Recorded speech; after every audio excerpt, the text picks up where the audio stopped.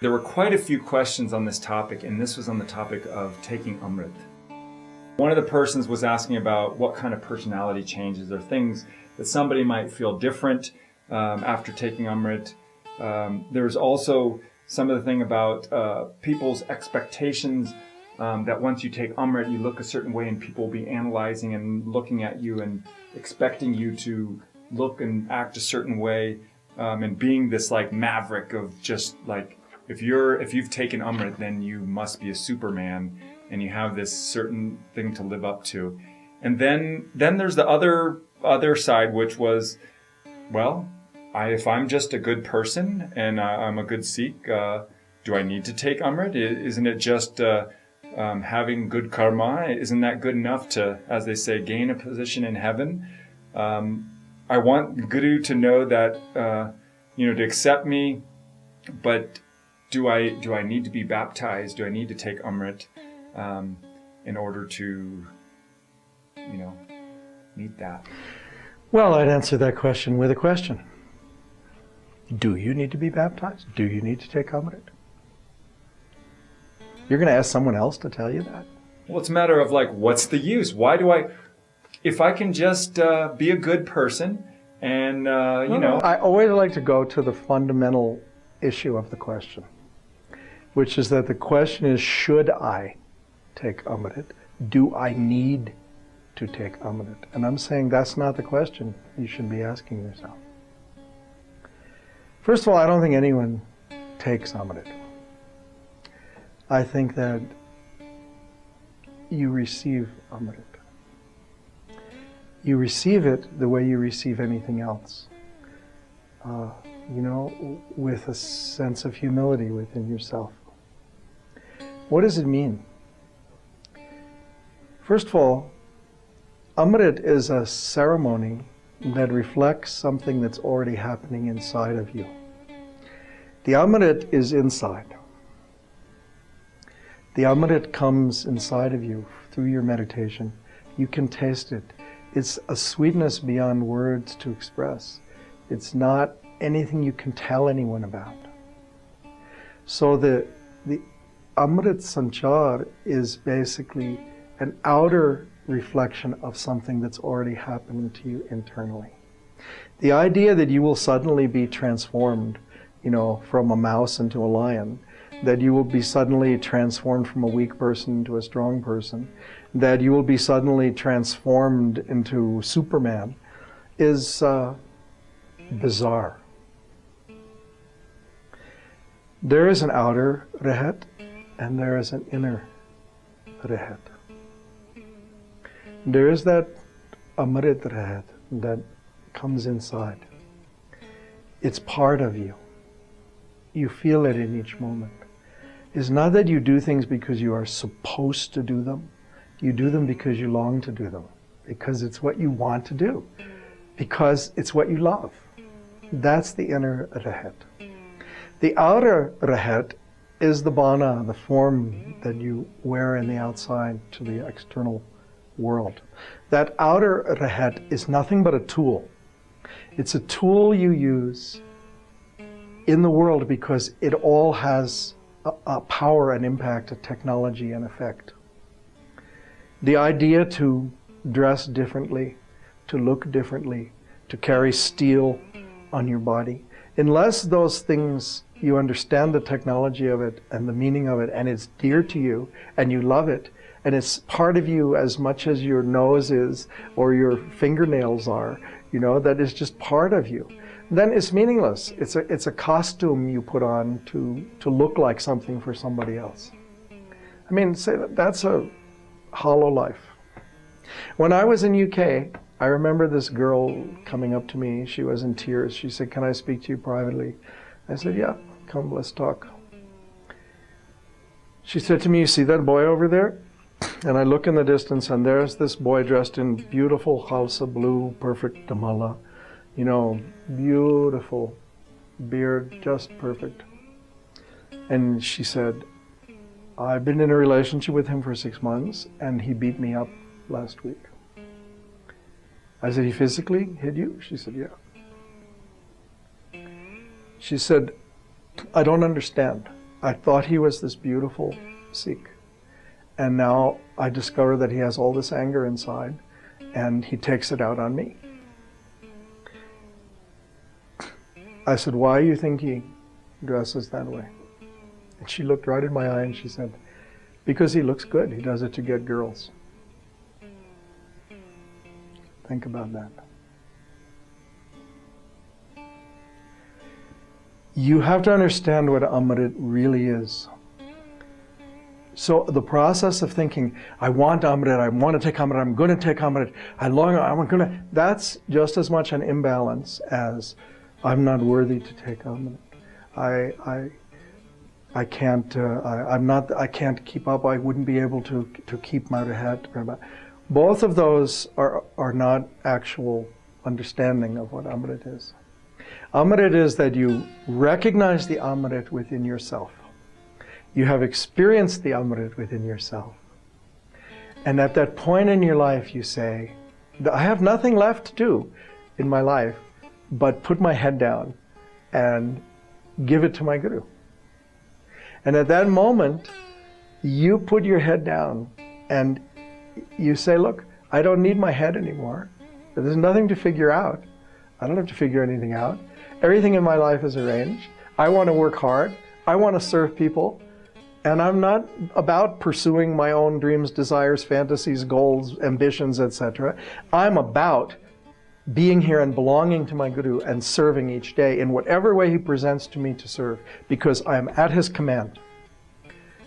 So I put my head down, I say, reporting for duty, I get my assignment for the day. I remain alert, I remain present to answer my Guru's call in each moment, whether it comes out of your mouth, or your mouth, or your mouth, anybody. In that moment, I hear my Guru's voice and I respond to it. So, don't make Amrit into something it isn't. It's not about that you have to measure up to something impossible, and it's not about that you have to struggle. It's about that you are blossoming. Like a flower blossoms very spontaneously and naturally. And in that blossom, that drop of dew falls on that flower. And in that is that moment of perfection. And that's Amrit. That's the bee at the center of the flower drinking the nectar. So don't make it into something else. People don't always have that experience, so the way that they're relating to these things are very surface-oriented in terms of rules. And I get emails sometimes where people say, well, I didn't do my nitnem for this days, I didn't do this, do I need to, go to the Panch Pyare, do I need to retake Amrit? And start looking at it in this whole rules and regulations things rather than... You remember what I said about external rahat and internal rahat, right? If you are thinking in terms of only external rahat, then what happens if you don't do your bhanis? You feel guilty, right? And then you feel guilty, I didn't do it, and you're thinking about I didn't do it, and you're thinking about I broke my vow, I don't measure up, And remember we talked about low self-esteem, insecurity. Say, look, if you know who you are, and you know that the Guru is in you, and you are the Guru, and the Guru is you, and that's your identity, then what problem can there be? Your rahat is your routine, it's your self-discipline, it's your tool, it's the way you live your life. Problem is not in the rahat. Problem is not in the Amrit. Problem is not that you took the Amrit, didn't take the Amrit, you received the Amrit, you didn't receive the Amrit. Problem is not in any of that. Problem is in your own attitude towards yourself. Use these things to create a self-discipline. That's that sanjam. Because ultimately under the pressure of time and space and the insanity of our times, the only thing that you will be able to hold on to when things get heavy is your own self-discipline. You will not be able to hug your wife, hug your child, hug your husband, hug your best friend, and have that carry you through the times. If you cannot hug your own soul, and you cannot be steady within yourself, and that requires a self-discipline. Without that, the wave of the time will wash over you and you'll be crushed. It's that simple. I think that's, when I look at Amrit and when, I took Amrit, a lot of it, the way I related to it was, by taking Amrit, I'm making a conscious commitment to walk that path. And without doing that, I might not actually take that step. So for me, how I personally, I'm not always able to do all my 5 banis, but I have a commitment, and I every day I spend that time and I have that discipline. One could say, criticize me and say something or the other. I don't really care so much about that, but I know that I focus every day to do something so to me, that's like the difference. And sometimes I would see if somebody is really striving to work on themselves and they're really committed, taking Amrit is like you said, giving your head to the Guru and a conscious commitment that you will walk this path and be there in service of others. And as long as you keep that, focus, then it's serving you. You brought up a very beautiful topic, which is topic of commitment. Look, don't set yourself up for a fall. Let yourself grow and nurture yourself and establish your relationship to your own soul. Water that plant. Give it your attention. Honor your own inner relationship with your own infinity. Experience it. Go into the depth of it. As you gradually understand that there are more tools you can use to make this connection, different frequencies of Shabad Gurbani, different tools you can use to tune yourself. You may begin with Japji Sahib.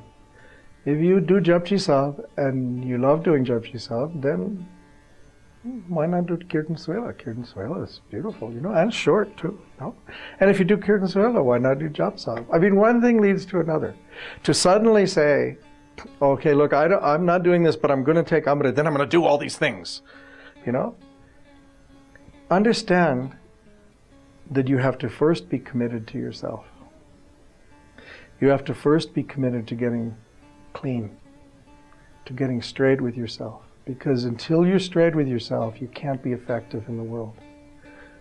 That pollution of your own subconscious, that pollution of your own mind will pollute whatever you do anyway.